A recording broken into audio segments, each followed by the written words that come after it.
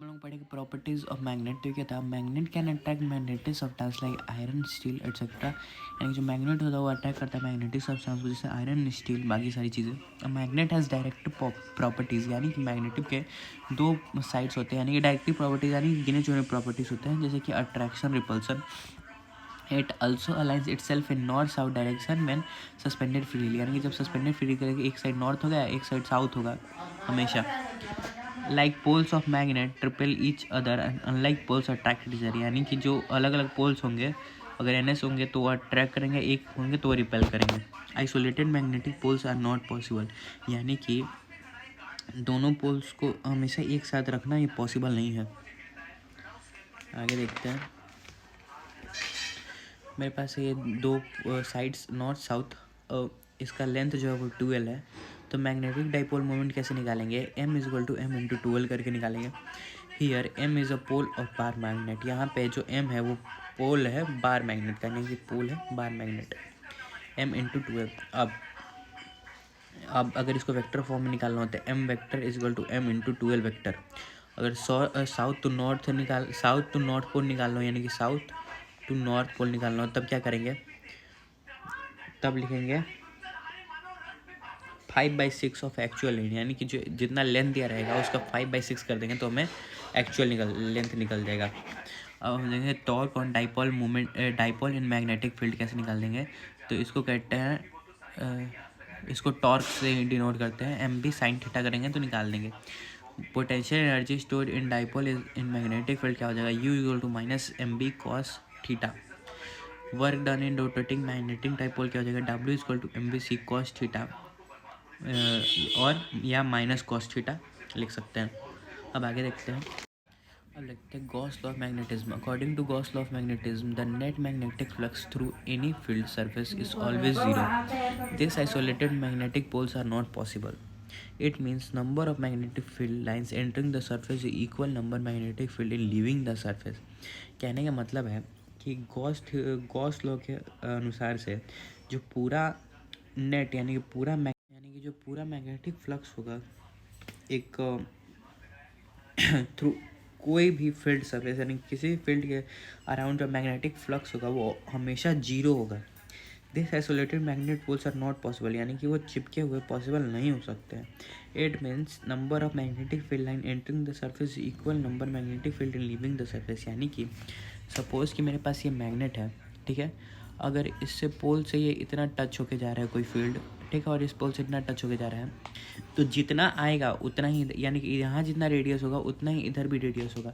यानी कहने का मतलब है कि जितना सरफेस में एंटर करेगा, यानी कि सरफेस में इतना एंटर किया, यहाँ तक पोल था, इतना एंटर किया, तो उतना ही एंटर बाहर भी जाएगा, यानी कि उतना ही दूरी बाहर भी तय करेगा। तो क्या हो जाएगा, psi B equal to integration, sorry, psi का integration B vector D S vector psi B vector minus D S vector is equal to 0। आप देखेंगे properties of magnetic field line travels from north to south outside the magnet and south to north inside the magnet, यानी कि जो magnetic field होती है, magnet नहीं magnetic field है, magnetic field lines जो होती हैं वो ट्रैवल करती हैं नॉर्थ से साउथ की तरफ। कैसे ट्रैवल करती है, नॉर्थ टू साउथ, और अगर वो मैग्नेट के अंदर हो तो कैसे ट्रैवल करती है, inside magnet south to north, यानी कि अगर सपोज़ कि यहाँ पे एक क्लोज चेन है, ठीक है, मतलब एक बंद चीज़ के अंदर मैग्नेट रखा है, ठीक है, एन एस, तो अगर ये मैग्नेट के अंदर जो है ये कैसे करेगी, साउथ टू नॉर्थ जाएगी, लेकिन अगर ये आउटसाइड मैग्नेट दिखा रही है, यानी कि ऐसे मैग्नेटिक फील्ड उसकी कुछ बाहर बन रही है तो कैसे जाएगी, नॉर्थ टू साउथ जाएगी। अब देखते हैं magnetic field lines from close loop, यानी कि मैग्नेटिक फील्ड जो लाइंस है वो हमेशा क्लोज लूप यानी कि सर्कल लूप में चलते हैं, हमने पहले भी देखा है। Two magnetic field lines never intersect each, because if they do so them this will be two direction of magnetic force the point of intersection, यानी कहने का मतलब है जो दो मैग्नेटिक फील्ड लाइंस है वो कभी इंटरसेक्ट नहीं करती। यानी सपोज़ कि अगर मेरे पास ऐसे कोई लाइन है, इधर एन है, इधर ऐसे, या एस का सर्कुलर मोशन बन रहा है, एन का बन रहा है, तो ये दोनों आपस में कभी ऐसे नहीं होगा कि ये वाला जो है ये बड़ा हो के ऐसे हो जाएगा, नहीं, हमेशा अपने अपने जगह पे ही रहेंगे, ठीक है, ये कभी इंटरसेक्ट नहीं होगा। Magnetic field lines exist inside every magnetic material, यानी कि सारे मैग्नेटिक मटेरियल के अंदर मैग्नेटिक फील्ड एग्जिस्ट जरूर करता है। बाकी देखते हैं मैग्नेटाइजेशन इंटेंसिटी देखते हैं। Magnetic moment develop per unit volume is called magnetization intensity. इसमें क्या होता है, I is equal to M by V A M square M3 A by M. यानी कि magnetic moment develop per unit volume is called, यानी कि जो magnetic field होती है उसमें पर मैग्नेटिक मोमेंट, यानी मैग्नेटिक मोमेंट पर यूनिट कितना डेवलप होता है उसी को कहते हैं मैग्नेटाइजेशन इंटेंसिटी। इसका फॉर्मूला है 1 I = M/V ampere to by M3 = A/M। Magnetisation force क्या होता है, मैग्नेटिक इंटेंसिटी इसको भी कहते हैं। The degree to which magnetic field can magnetise a material is called magnetic force. यानी कि जो डिग्री, ऐसी चीज़ जो मैग्नेटिक फील्ड को मैग्नेटाइज कर देती है, यानी कि उसकी पावर और बढ़ा देती है, उसको क्या कहते हैं, मैग्नेटाइजेशन फोर्स। आज देखते हैं सस्पेटिबिलिटी। क्या होता है, it is the rate of intensity of magnetization per unit magnetizing force. यानी कि a rate of intensity of magnetization per unit, यानी कि मैग्नेटाइजेशन की पर इंटेंसिटी जो होती है पर यूनिट में कितनी होगी, वो क्या बताता है, सस्पेटिबिलिटी। ये होता है काई, इसको एक्स बड़े वाले एक्स काई इज इक्वल टू 1/h। अब देखते हैं relative permeability. The permeability of a substance for magnetic field lines with respect to air vacuum is called relative permeability.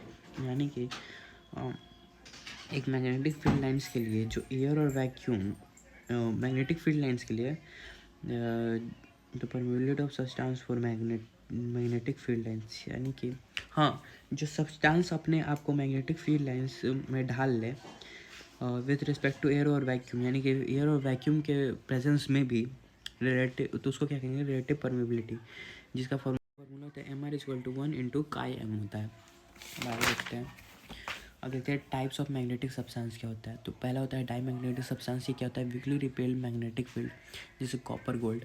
Paramagnetic substance होता है, ये वीकली सपोर्ट्स मैग्नेटिक फील्ड, यानी बहुत कम ही support करता है मैग्नेटिक फील्ड को, जैसे एल्युमिनियम। फेरो मैग्नेटिक सब्सटेंस होता है, स्ट्रांगली सपोर्ट्स, यानी बहुत टाइट सपोर्ट करता है मैग्नेटिक फील्ड को। अब आगे देखते हैं properties of diamagnetic, paramagnetic and ferromagnetic. अगर मैग्नेटिक मूवमेंट हो तो नेट मूवमेंट जो डाईमैग्नेटिक में होगा 0 होगा। Net movement is not equal to 0 होगा, यानी कि कुछ हल्का सा 0 से आगे पीछे होगा। फेरोमैग्नेटिक में नॉट इक्वल टू 0 यानी कुछ 0 से हल्का हल्का आगे होगा। मैग्नेटिक सस्पेटिबिलिटी क्या हो जाएगा, माइनस बट स्मॉल वैल्यू, यानी कि निगेटिव हो जाएगा बट बहुत कम वैल्यू आएगा। इसमें भी सेम है, इसमें सेम नहीं है, इसमें प्लस आएगा बट स्मॉल वैल्यू, इसमें प्लस आएगा हाई वैल्यू के साथ। रिलेटिव परमेबिलिटी का हो जाएगा <<1 हो जाएगा, इसमें हो जाएगा स्लाइटली मोर देन 1, इसमें हो जाएगा मच ग्रेटर देन 1। अब इफेक्ट ऑफ टेम्परेचर में कोई इफेक्ट नहीं पड़ेगा, इन्वर्सली प्रोपोर्शनल हो जाएगा। ये inversely proportional but after certain temperature, यानी कि कोई टेम्परेचर देने के बाद ये इन्वर्सली प्रोपोर्शनल होगा। अब देखते हैं मोशन ऑफ सब्सटेंस। इसमें क्या होता है, move towards weak magnetic field, यानी मैं वीक मैग्नेटिक फील्ड की तरफ मूव करता है। Move toward strong magnetic field, ये जो डाईमैग्नेटिक स्ट्रॉन्ग मैग्नेटिक फील्ड की तरफ मूव करता है टुवर्ड्स मैग्नेटिक फील्ड, यानी बस ये मैग्नेटिक फील्ड की तरफ मूव करता है।